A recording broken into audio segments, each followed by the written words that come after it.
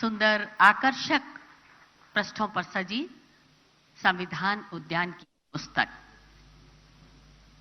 हमारा गौरव, हमारी आस्था, हमारा अभिमान, हमारी रीढ़, हमारा आधार, हमारा हासिल, हमारी डोर, हमारा सूत्र, हमारा बंधन, हमारा कवच, हमारी पहचान, हमारा संविधान। संविधान का एक उद्यान हो, ये कल्पना भी कल्पना से परे है, लेकिन कल्पनाओं को उड़ान भरने और कल्पनाओं को हकीकत में बदल देने के साकार रूप दे देने का जंतर मंतर जयपुर जानता है। और गुलाबी नगरी को एक और स्वर्णिम सौगात, अद्भुत अद्वितीय संविधान उद्यान। आइए देखते हैं एक छोटा सा चलचित्र, संविधान उद्यान।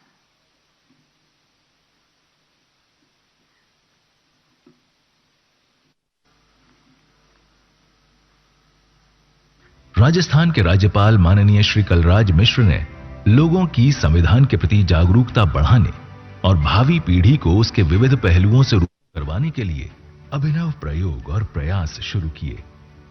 यहां की विधानसभा देश की ऐसी पहली विधानसभा बनी जहां उन्होंने अपने अभिभाषण में संविधान की उद्देशिका और मूल कर्तव्यों के वाचन की परंपरा कायम की। उन्होंने युवा पीढ़ी को संविधान की मूल भावना से परिचित कराने के लिए विश्वविद्यालयों में ही नहीं, अपने सार्वजनिक समारोहों में इसके वाचन की शुरुआत की। हमारे गौरवमयी इतिहास, उसकी परंपराओं और वैचारिक अनुसंधान के जरिए हासिल ज्ञान को सहेजते हुए भारतीय संविधान की मूल भावना, उसके उद्देश्य, आदर्श और मानवीय मूल्यों के विविध पहलुओं को महसूस करवाता राजस्थान की गुलाबी नगरी जयपुर स्थित राजभवन का ये संविधान पार्क इसी का एक प्रयास है। भारत विश्व का सबसे बड़ा लोकतांत्रिक देश है। यह देश किस संविधान के द्वारा चालित है, इसके बारे में जानकारी करना बहुत आवश्यक है। मैंने अनुभव किया कि संविधान के बारे में जो समुचित जानकारी होनी चाहिए, आम जन में इसका बड़ा अभाव है। संविधान की उद्देशिका क्या है और संविधान किस ढंग से बनाया गया, किस ढंग से संविधान सभा बनी, कैसे बहस हुई और उसके आधार पर संविधान का ड्राफ्ट तैयार किया गया। फिर बाद में डॉक्टर अंबेडकर ने डॉक्टर राजेंद्र प्रसाद जी को किस ढंग से उन्होंने समर्पित किया, इन सारी चीजों के बारे में जानकारी आवश्यक है। और इसलिए मैं जब राज्यपाल होकर यहां आया, मैंने अनुभव किया कि इसके लिए कुछ करना चाहिए। उद्देशिका के बारे में जानकारी हो, संविधान के मूल अधिकार के बारे में तो लोग जरूर अपनी बात कहते हैं, लेकिन मूल कर्तव्य क्या है, इसकी बहुत कम लोगों को जानकारी। और इसलिए मैंने स्वयं किसी भी कार्यक्रम में जाने के पश्चात संविधान की उद्देशिका और संविधान का मूल कर्तव्य, इसको जरूर मैं लोगों के बीच में पढ़ता हूं और दोहराता भी हूं। स्वाभाविक रूप से एक जागरूकता की स्थिति निर्माण हो, इसके लिए मैंने ये अनुभव किया कि वित्त पोषित जितने विश्वविद्यालय हैं राज्य के अंदर, सभी विश्वविद्यालयों में संविधान पार्क बनना चाहिए। और संविधान के बारे में जो कि विद्यार्थी वहां हैं, जानकारी प्राप्त कर सकें, जहां संविधान की उद्देशिका हो, चाहे संविधान का मूल अधिकार हो, चाहे संविधान का मूल कर्तव्य हो, इसके बारे में जानकारी होनी चाहिए। साथ ही साथ संविधान कैसा है, ये विश्व का सबसे बड़ा हस्तलिखित संविधान है। 22 भाग हैं और 22 भाग में संविधान के पृष्ठ पर चित्र उकेरे गए हैं और चित्र इस प्रकार के हैं जो भारतीयता को प्रकट करने वाले हैं, भारतीय संस्कृति और परंपरा से जुड़े हुए हैं। इसकी बहुत कम लोगों को जानकारी। ये सारी चीजें संविधान पार्क के माध्यम से लोगों को दिखाने का प्रयास किया जाए, ये हमने एक अभियान चलाया। और इतना ही नहीं, तो हमने राजभवन में भी संविधान पार्क बने, इस दृष्टि से व्यवस्था की। और आज बड़ी प्रसन्नता की बात है कि हमारे राजभवन में संविधान पार्क बनकर के तैयार हो गया है। राज्यपाल माननीय श्री कलराज मिश्र जी की पहल पर यह संविधान पार्क बनने का विचार मूर्त रूप लेने लगा। इस संविधान पार्क का शिलान्यास राज्यपाल माननीय श्रीमान कलराज मिश्र, माननीय मुख्यमंत्री श्री अशोक गहलोत की गरिमामयी उपस्थिति में 26 जनवरी 2022 को किया गया। इस पार्क की कल्पना और इसका डिजाइन विश्व प्रसिद्ध वास्तुविद श्री अनूप बरतरिया ने किया है। महामहिम राज्यपाल श्री कलराज मिश्र के मुख्य विशेषाधिकारी श्री गोविंद राम जायसवाल के निर्देशन में ये संविधान पार्क बनकर तैयार हुआ है। राजभवन हमारे राष्ट्रीय पक्षी मोरों का प्रिय स्थल है। यहां बनाया गया मयूर स्तंभ वास्तुकला का एक अनुपम उदाहरण है।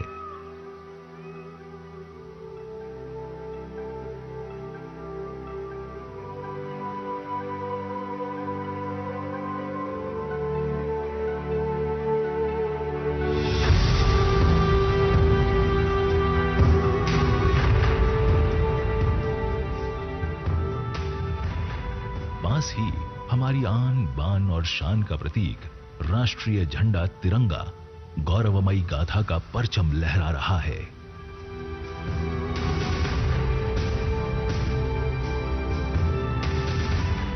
ये देश का ऐसा पहला संविधान पार्क है जिसे खुले परिसर और प्राकृतिक सौंदर्य से भरपूर वातावरण में पेड़ पौधों को बिना कोई नुकसान पहुंचाए बनाया गया है।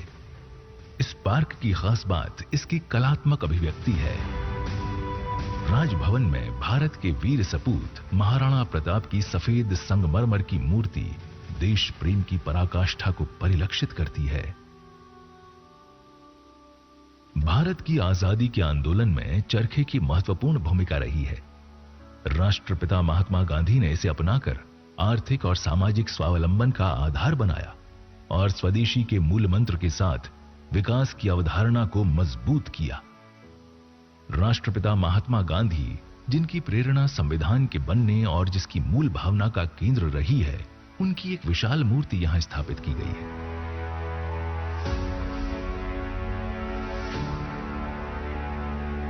यहीं से प्रारंभ होती है संविधान पार्क की यात्रा, जिसमें हमारे गौरवमयी विकास कालखंड को चित्रों, मूर्तियों और वास्तुशिल्प से प्रदर्शित किया गया है।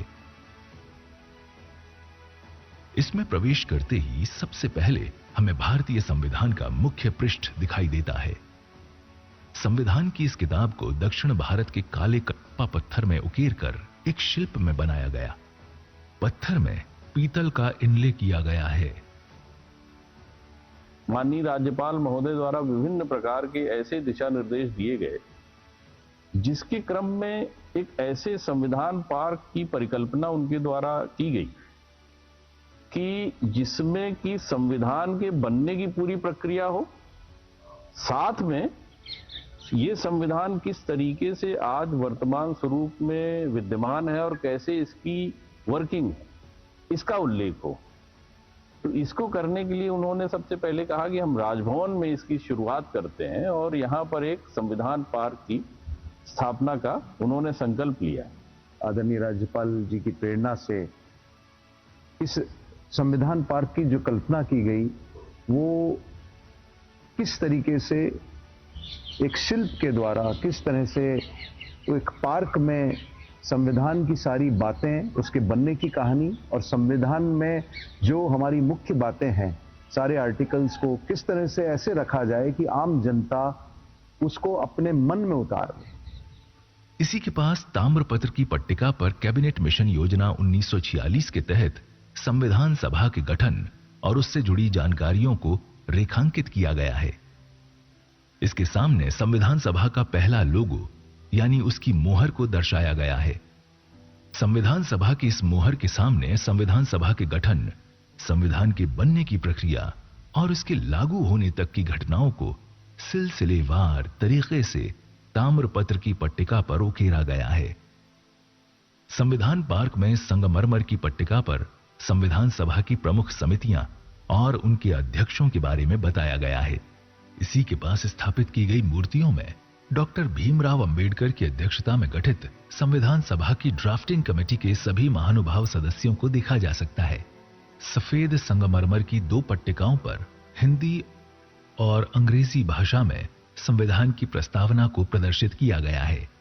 भारतीय संविधान को बनाने में महिलाओं की अहम भूमिका को दर्शाते हुए संविधान सभा में शामिल महिलाओं की अष्टधातु की बनी मूर्तियों को प्रदर्शित किया गया है। इसी के सामने हमारे राष्ट्रीय प्रतीक चिन्ह अशोक स्तंभ को पत्थर शिल्प में प्रदर्शित किया है। सारनाथ से लिए गए अशोक स्तंभ के नीचे लिखा सत्यमेव जयते हमारा वो आदर्श वाक्य है जिससे ये उद्घोष होता है कि हमेशा सत्य की ही विजय होती है। पार्क में आने वाले लोगों को संविधान सभा की कार्यवाहियों और उसकी प्रक्रियाओं का जीवंत एहसास करवाने के लिए संविधान सभा के हॉल का मॉडल बनाया गया है। डॉक्टर राजेंद्र प्रसाद की अध्यक्षता में आयोजित संविधान सभा की इस बैठक में पंडित जवाहरलाल नेहरू ने अपने ऐतिहासिक संबोधन में आजाद भारत की परिकल्पना को दुनिया के सामने रखा। संगमरमर से सुसज्जित फ्रेम में संविधान सभा के सभी सदस्यों का सामूहिक चित्र प्रदर्शित किया गया है। तो इसके पास ही 4 फोटोग्राफ्स में 13 दिसंबर 1947 के सुनहरे पलों को प्रदर्शित किया गया है। इससे थोड़ा आगे चलते हैं तो हमें दिखाई देता है 24 जनवरी 1950 का वो ऐतिहासिक लम्हा जब डॉक्टर राजेंद्र प्रसाद, पंडित जवाहरलाल नेहरू और सरदार वल्लभ भाई पटेल ने भारतीय संविधान पर अपने हस्ताक्षर किए थे। यहीं पर डॉक्टर भीमराव अंबेडकर और डॉक्टर राजेंद्र प्रसाद की ये मूर्ति उन ऐतिहासिक पलों की याद दिलाती है जब पहली बार 21 फरवरी 1948 को डॉक्टर भीमराव अंबेडकर ने डॉक्टर राजेंद्र प्रसाद को संविधान का प्रारूप सौंपा था।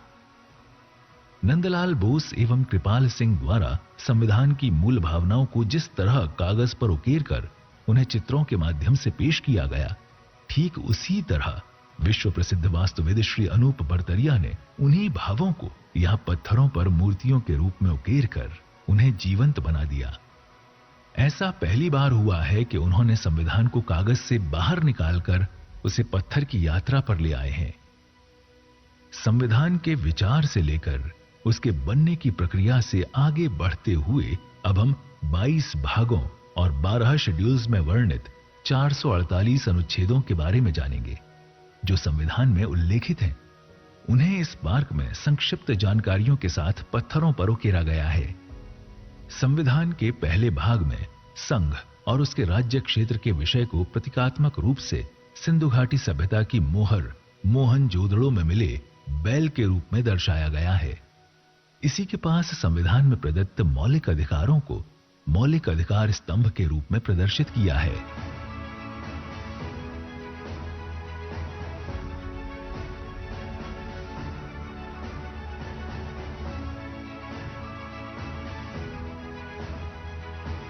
संविधान में उल्लेखित नागरिकों के कर्तव्यों को पत्थरों पर उकेरा गया है।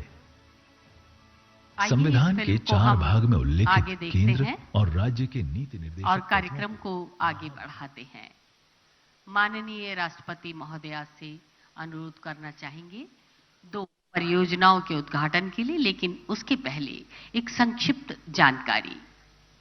राजस्थान में सौर ऊर्जा क्षेत्रों के लिए पारेषण योजना। राजस्थान SEZ पार्ट ए से LTA एप्लीकेशन से जुड़ा transmission system, Rajasthan SEZ part B से LTA एप्लीकेशन से जुड़ा ट्रांसमिशन सिस्टम अक्षय ऊर्जा स्रोतों को बड़े पैमाने पर ग्रिड एकीकरण के माध्यम से देश में ऊर्जा संक्रमण त्वरित गति से हो रहा है और राजस्थान राज्य में सौर ऊर्जा भरपूर है, जिसको अंतरराज्यीय ट्रांसमिशन सिस्टम से जोड़ने की आवश्यकता के कारण उत्पादित बिजली को देश भर के भार केंद्रों तक पहुंचाने के लिए ये परियोजना का उद्घाटन किया जा रहा है। दूसरी परियोजना SJVN green energy limited. SJVN limited Bharat सरकार और हिमाचल प्रदेश सरकार का संयुक्त उपक्रम है और इस परियोजना में 5000 एकड़ एक मुश्त खरीदी गई भूमि पर विकसित की गई है और माननीय से अनुरोध करना चाहेंगे रिमोट का बटन दबा इसका लोकार्पण अपने कर कमलों से करें माननीय राष्ट्रपति महोदया, भारत सरकार।